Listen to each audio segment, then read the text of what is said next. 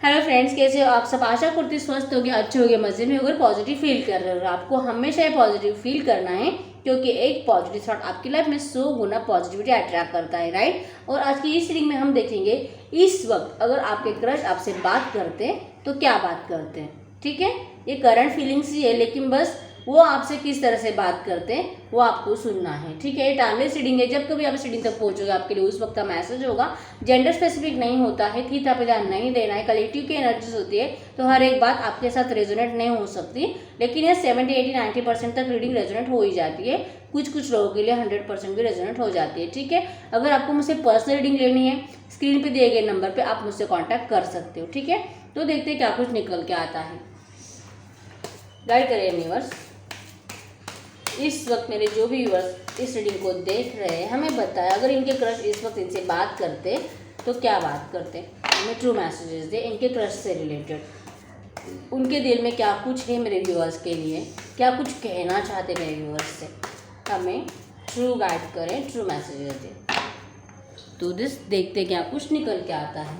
आपको बस relax mindset के साथ सुनना है। ठीक है, रिलैक्स रहो, सुनो जो मैं कह रही हूँ। आपको बस ऐसे लग रहा मतलब आप ऐसे सुनो कि मैं आपके क्रश हूँ, इस तरह से, जैसे कि आपके क्रश आपसे बात कर रहे हैं। ठीक है, इस तरह से आपको सुनना है।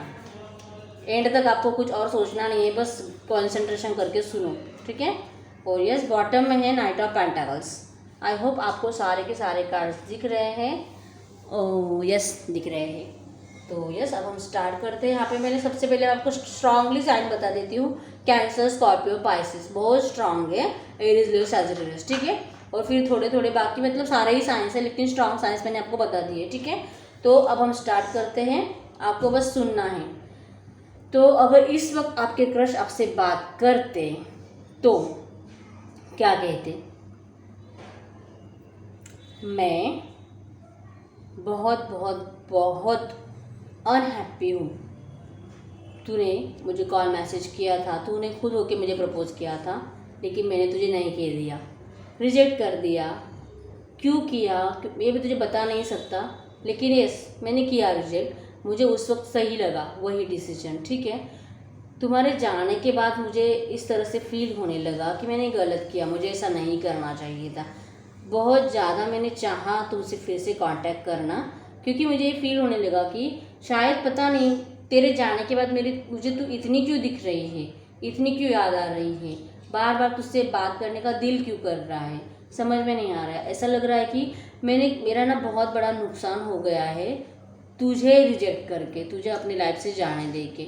लेकिन एक सही बात बोलता हूँ, मेरा दिल नहीं था, लेकिन मेरा पास में भी किसी और से प्यार था। मैंने बहुत प्यार किया था उस लड़की से, बहुत ज़्यादा किया था, लेकिन वो मुझे चीट करके चली गई, मुझे छोड़ के किसी और के पास चली गई, जो कि मुझे बर्दाश्त नहीं हुआ। और ना मेरा दिल उस वक्त सच में रेडी नहीं था फिर से किसी और नए प्यार को अपनी लाइफ में लाने के लिए, नहीं रेडी था। इसलिए शायद मुझे लगता है उस टाइम पे मैंने तुझे रिजेक्ट कर दिया। मैंने इस वक्त मेरा दिल लिटरली चाहता है तुझसे फिर से इस रिश्ते को स्टार्ट करना। मुझे दिल करता है जाके मैं तुझे प्रपोज करूँ, इस रिश्ते को स्टार्ट करूँ, पर पता नहीं क्यों ऐसा लगता है कि तू ही मुझे रिजेक्ट कर देगी, तू ही कह देगी नहीं नहीं अब मुझे तेरी ज़रूरत नहीं है, मैं ही मेरी लाइफ में आगे बढ़ चुकी हूँ। तुझसे बहुत ज़्यादा उम्मीद की थी, लेकिन तूने तो मुझे रिजेक्ट कर दिया। ऐसा मुझे फील होता है, लेकिन डेफिनेटली मुझे लग रहा है कि मेरा बहुत बड़ा नुकसान हो चुका है तुझे रिजेक्ट कर दे। तू एक ऐसी लड़की है जिसको मैं दिल से चाहता हूँ अपनी लाइफ में। सारे वो गुण हैं तेरे पास जो मैं चाहता हूँ मेरे हमसफ़र में हो, मेरे जीवन साथी में हो, और शायद इसीलिए मैं तुझे इतना मिस करता हूँ। मेरे परिवार की ना बहुत ज़्यादा जिम्मेदारियाँ मुझ पर है। मैं घर का बड़ा हूँ और इसीलिए हर एक की तरफ मुझे ध्यान देना पड़ता है। शायद इसीलिए मैं सिर्फ अपने बारे में नहीं सोच सकता, मुझे सबके बारे में सोचना पड़ता है, और इसीलिए कुछ ऐसे डिसीजंस है जो मैं खुद होके नहीं ले सकता। मैं डेफिनेटली तुम्हारे साथ रिश्ते को स्टार्ट करना चाहता हूँ, तुम्हारे साथ सेलिब्रेट करना चाहता हूँ, अच्छे अच्छे पल एंजॉय करना चाहता हूँ, तुमसे मिलना चाहता हूँ, अब इस रिलेशनशिप में आगे बढ़ना चाहता हूँ। मैं सही वक्त का इंतज़ार कर रहा हूँ, और ऐसा लग रहा है कि अगर मैं एफर्ट्स लगाता भी हूँ क्या तू मानेगी। और तुझे पता है मुझे ना हमेशा ऐसे ही लोग अच्छे लगते हैं जो मेरी बात सुने, तो क्या तू सुनेगी मेरी हर एक बात? जो मैं कहूँगा वैसे मानते जाएगी? अपनी ज़िद नहीं करनी। अगर तू ज़िद करती रहेगी तो मेरा एक प्रॉब्लम ऐसा है कि मैं ना बहुत बड़ा ज़िद्दी हूँ। मुझे सक्सेस हासिल करना, हर एक चीज़ पे जीत हासिल करना मुझे बहुत अच्छा लगता है, बहुत ही ज़्यादा। और इसीलिए मुझे लगता है कि अगर मैं तेरे पास आऊँ तो मैं तुझे भी जीत जाऊँ। जो मैं कहूँ अगर तू वैसे मानती रहेगी, हाँ मतलब ऐसा नहीं है कि मैं तेरी बातें कभी नहीं मानूँगा, तेरी बातें भी मैं सुनूँगा, लेकिन हमेशा ऐसा ही चाहूँगा कि तू मेरी बात माने, जिससे कि मेरा प्यार तुम्हारे लिए हमेशा बढ़ता रहेगा। क्योंकि मुझे ऐसा लगेगा कि यस, मेरी ये जो हमसफ़र है सच में मुझसे बहुत प्यार करती है, मेरी बातों को हमेशा अपने आगे रखती है। अब इसका मतलब ये नहीं होता कि मैं तुझसे प्यार नहीं करता, मैं करता हूँ, लेकिन मुझे यही अच्छा लगता है। क्या तू मुझे इस तरह से स्वीकार कर सकती है? जैसे कि मैंने सुना है, हम जिससे प्यार करते हैं वो जैसा है वैसे स्वीकार करना चाहिए। तो अगर तू मुझे इस तरह से स्वीकार कर सकती है तो डेफिनेटली मैं तुम्हारे लिए फ्यूचर में एक्शन लूँगा, तुम्हें खुद होके प्रपोज करने आऊँगा। और तू जैसी है मुझे वैसे स्वीकार है, लेकिन प्रॉब्लम मेरी बस यही है कि तुझे मेरी बात सुननी होगी। और मैं कभी भी तुम्हारे लिए रॉन्ग डिसीजन नहीं लूँगा, कभी भी गलत डिसीजन तुम पे नहीं थोपूँगा, ठीक है? तुमसे हमेशा पूछूँगा क्या तुम्हें ये राइट लगता है, नहीं लगता है, तू बता, ठीक है? और मैं तुझे समझाऊँगा भी कि ये कैसे राइट है, कैसे रॉन्ग है।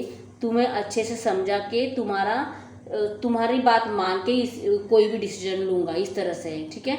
मतलब ऐसा नहीं कि ज़बरदस्ती मेरे डिसीजन तुम पे थोपूँगा, लेकिन मेरे दिल हमेशा यही करेगा कि तू मेरी बात माने और जैसा हूँ मैं वैसे तू मुझे स्वीकार करे।